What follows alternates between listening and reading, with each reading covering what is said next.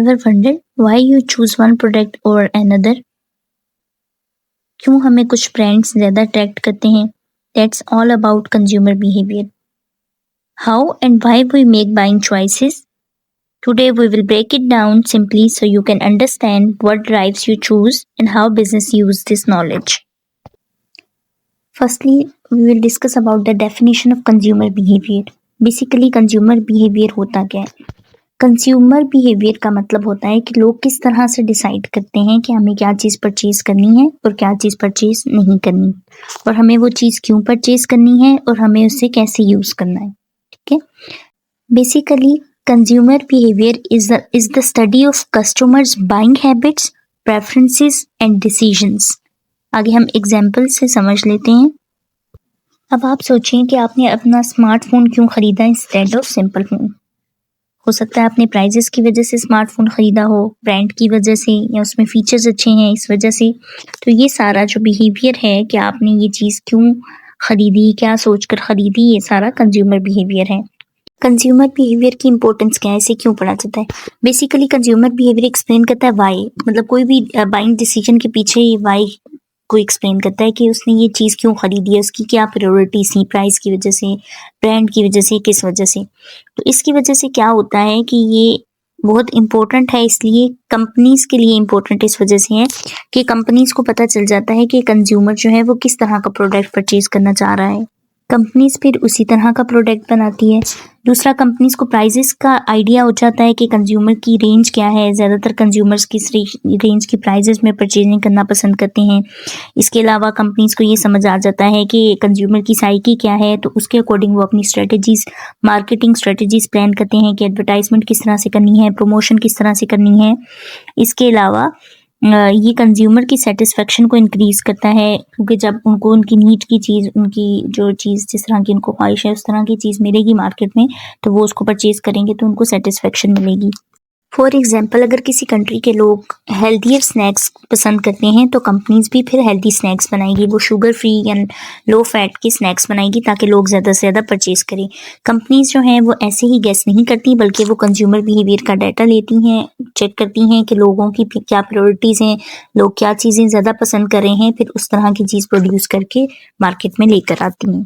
अब हम बात करते हैं रैशनल कंज्यूमर की, या रैशनल कंज्यूमर बिहेवियर क्या होता है. रैशनल कंज्यूमर समझदार कंज्यूमर होता है. ऐसा कंज्यूमर जो अपने पैसे को ज़्यादा से ज़्यादा इस तरह खर्च करता है कि उसे ज़्यादा से ज़्यादा फ़ायदा भी पहुंचे और ज़्यादा से ज़्यादा उसे उसमें सेटिस्फेक्शन मिले. वो प्राइजेस को कंपेयर करता है, वो क्वालिटीज़ देखता है, क्वालिटीज़ को कंपेयर करता है, और वो बेनिफिट्स और लॉस देखता है कि क्या चीज़ खरीदने में मुझे क्या फ़ायदा हो रहा है, क्या इसकी प्राइजेस और बाकियों की प्राइजेस सेम है, क्वालिटी का क्या डिफरेंस है.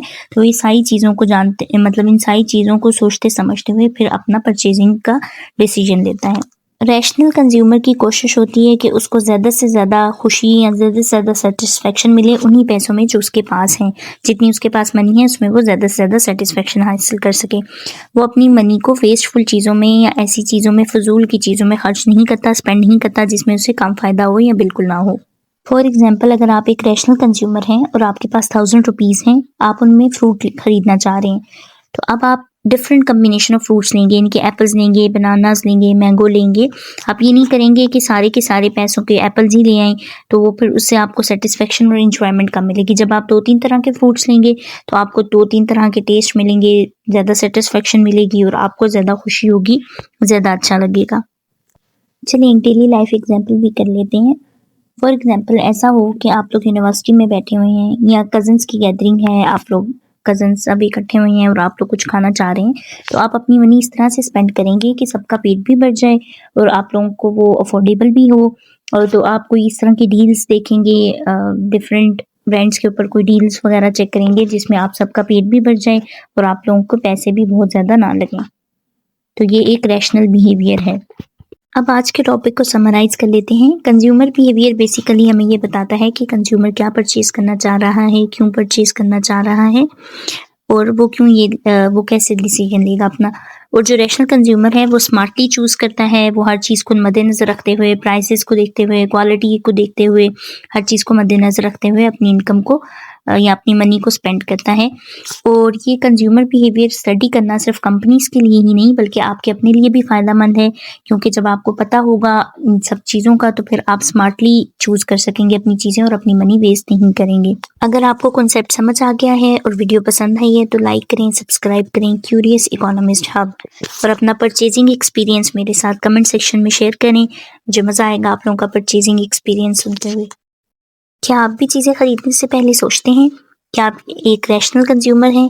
क्या आप सोचते हैं कि मुझे किन चीज़ों पे स्पेंड करना चाहिए और किन पे नहीं?